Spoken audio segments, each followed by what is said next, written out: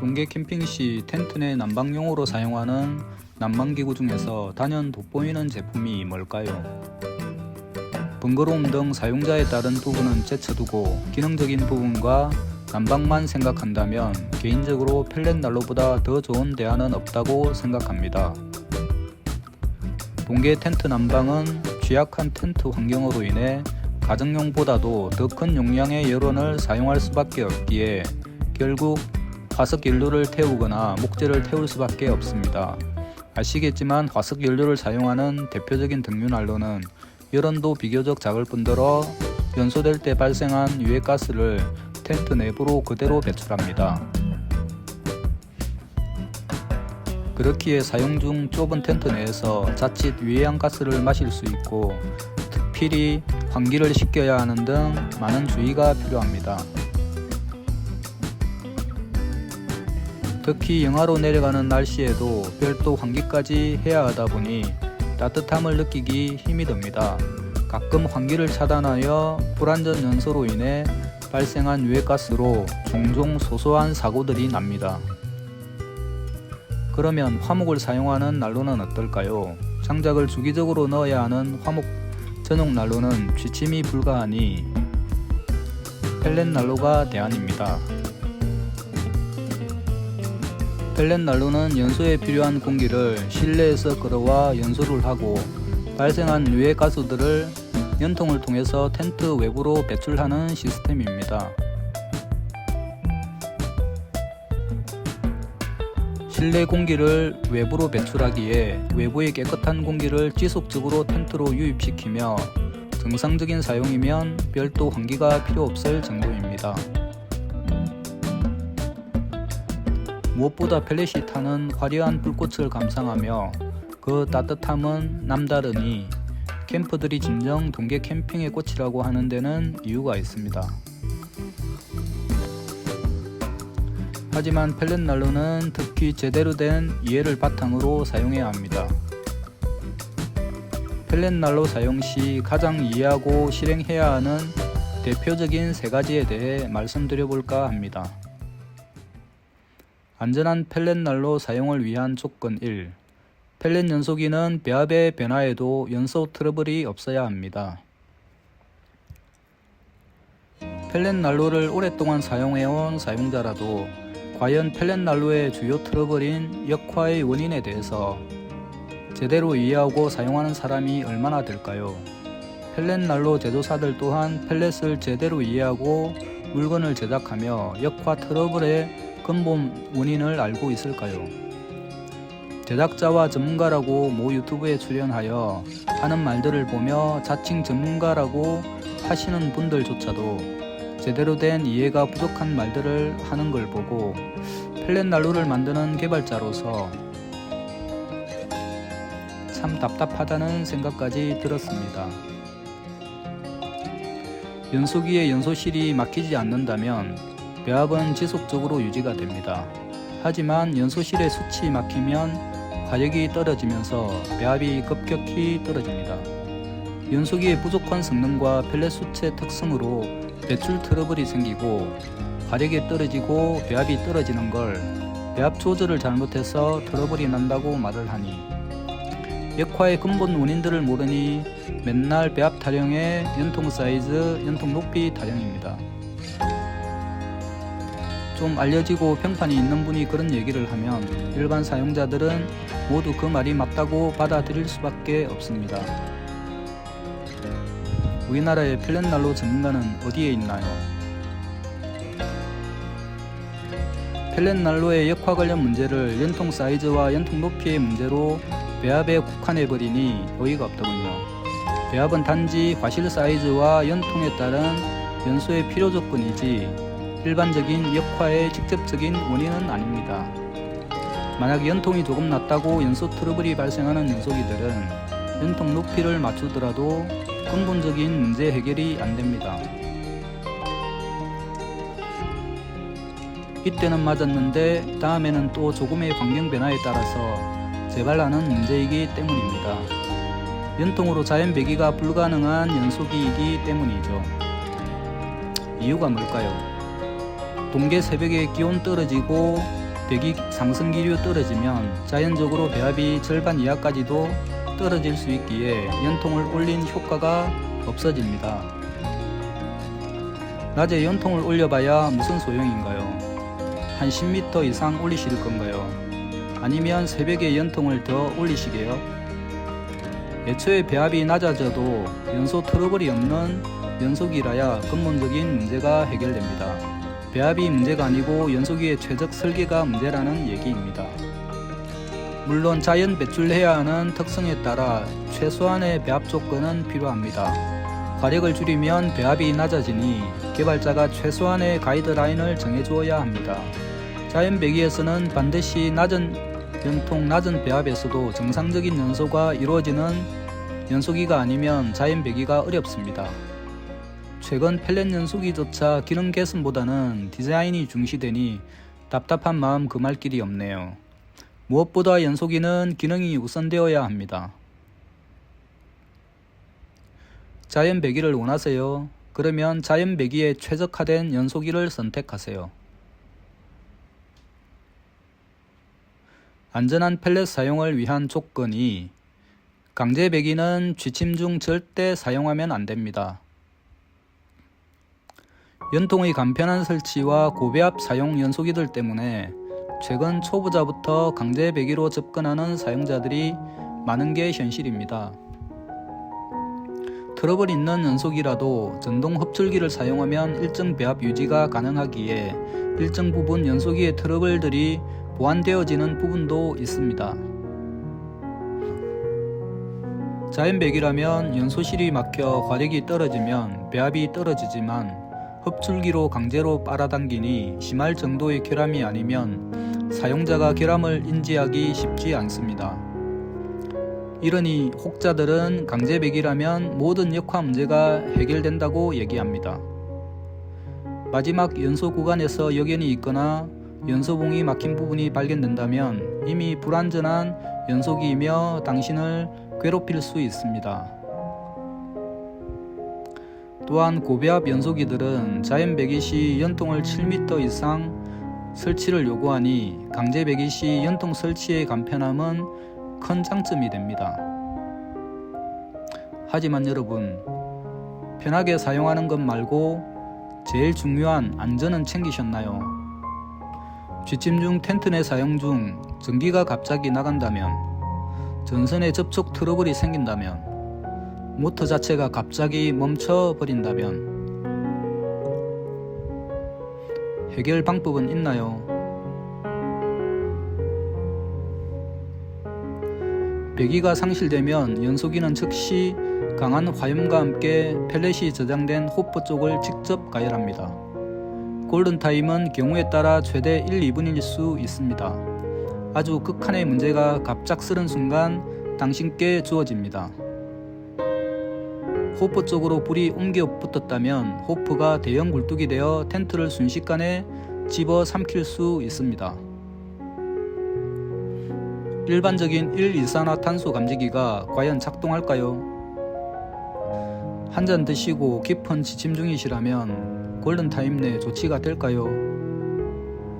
가족이 있는데 조치할 수 있는 사람이 부재 중이시라면 또 어떻게 될까요? 캠핑장에서 전기가 나갈 수 있거나 케이블이나 모터가 고장 날 수 있는 경우의 수는 아주 많습니다.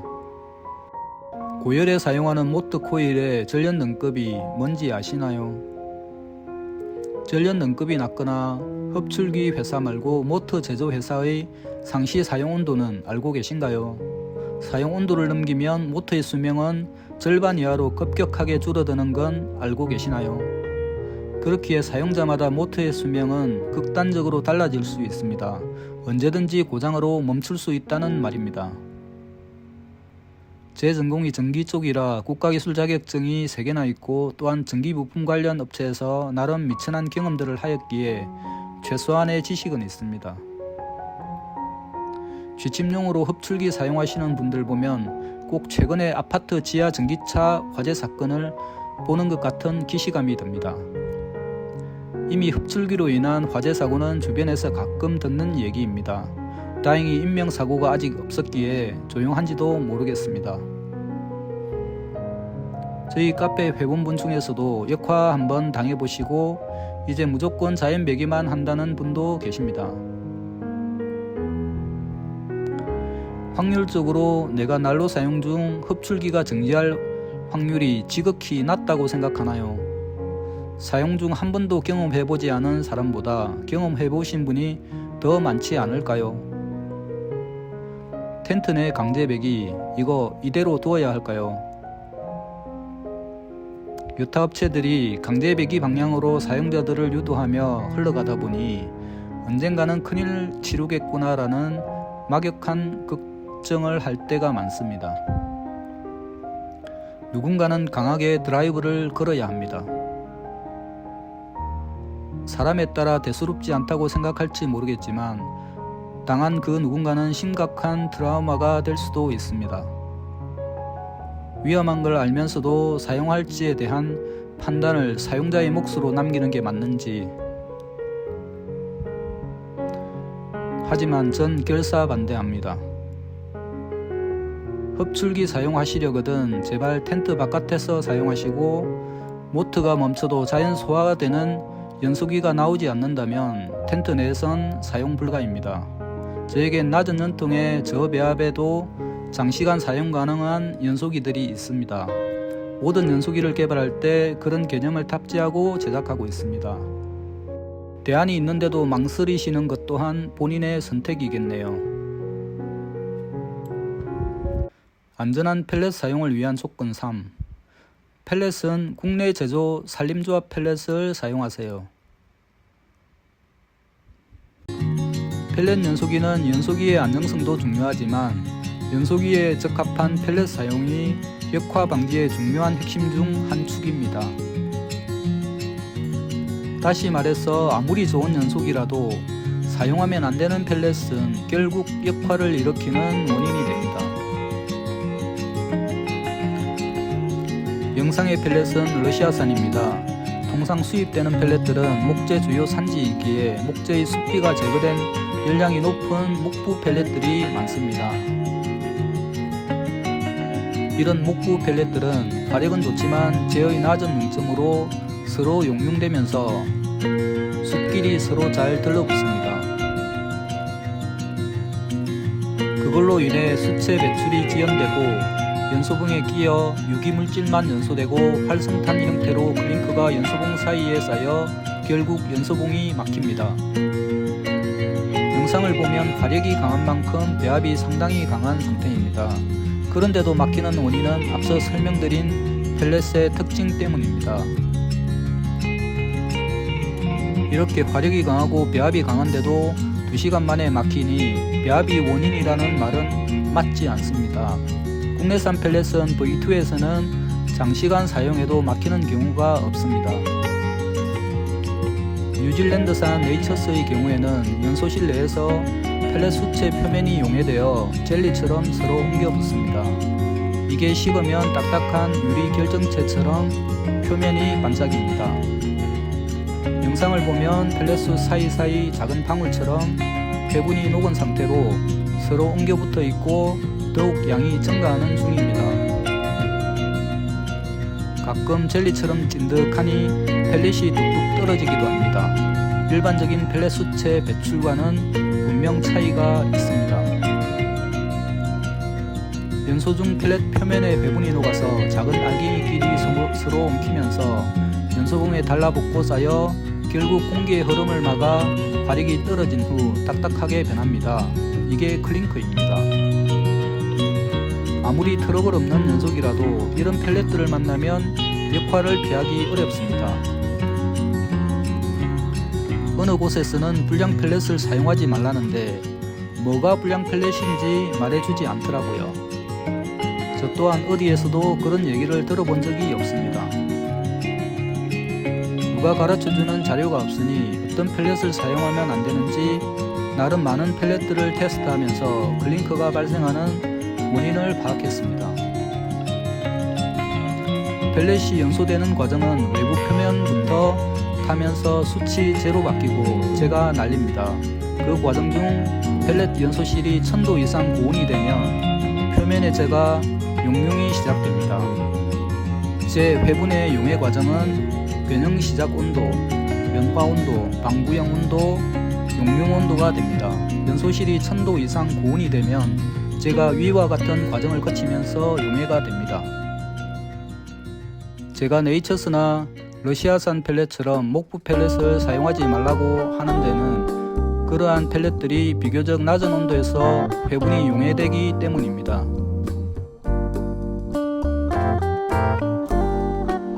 펠렛을 화롯대에서 태우거나 연소실 화력이 1000도 이하로 낮으면 이러한 현상은 일어나지 않습니다. 수채 배출을 유도하기 위해 펠렛의 길이를 임의로 작게 만들더라도 용융에 의한 클링커 발생 현상은 크게 개선되지 않고 동일하게 나타났습니다. 결국 제2융점이 낮은 펠렛은 연소봉 연소판 형태의 연소기에서는 사용하면 안된다는 결론에 도달하게 되었습니다. 반면 국내 산림조합 제조 일반 펠렛들은 볼목한 잡목과 수피 등 불순물 함량이 높아 목부 펠렛보다 상대적으로 회분의 함량이 더 높습니다. 회분의 함유량은 많지만 상대적으로 회분의 융점 온도가 높아 제의 용해가 느려지며 역설적으로 품질이 떨어지는 펠렛이 오히려 클링커 발생의 트러블에서 조금 더 자유로워집니다. 특히 유럽이나 북미 등 펠렛 산지인 해외에서는 이런 유형의 연소기를 잘 사용하지 않는 것도 앞서 설명드린 대로 목부 펠렛을 주로 사용하면 발생하는 트러블로 인해 클링커가 발생하기에 연소실의 막힘을 해결할 방법이 없어 전기를 이용한 스크류형 펠렛 투입식 가정용 펠렛 난로가 대세이지 않나 생각합니다. 물론 국내 제조라도 원물의 상태에 따라서 회분의 융점 변화는 있을 수 있기에 펠렛 사용에 유의하는 것은 결국 사용자에게도 중요한 몫인 것 같습니다. 이제 펠렛이 왜 중요한지 아셨나요? 절대 아무 펠렛이나 사용하면 안됩니다.